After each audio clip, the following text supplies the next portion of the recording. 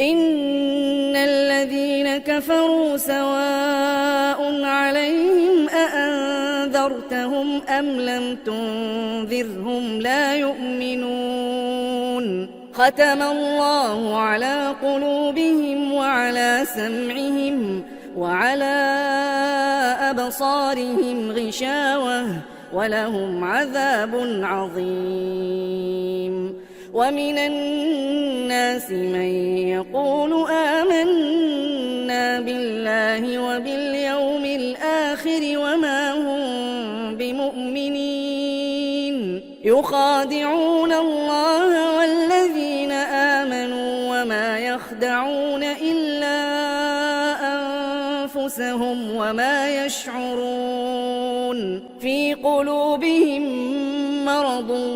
فزادهم الله مرضا ولهم عذاب أليم بما كانوا يكذبون وإذا قيل لهم لا تفسدوا في الأرض قالوا إنما نحن مصلحون ألا إنهم هم المفسدون ولكن لا يشعرون وإذا قيل لهم آمنوا كما آمن الناس قالوا أنؤمن كما آمن السفهاء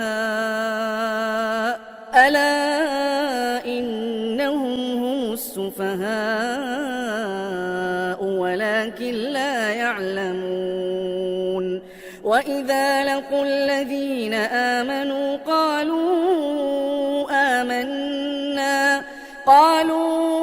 آمنا وإذا خلوا إلى شياطينهم قالوا إنا معكم إنما نحن مستهزئون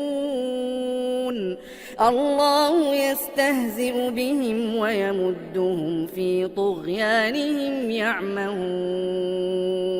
أولئك الذين اشتروا الضلالة بالهدى فما ربحت تجارتهم وما كانوا مهتدين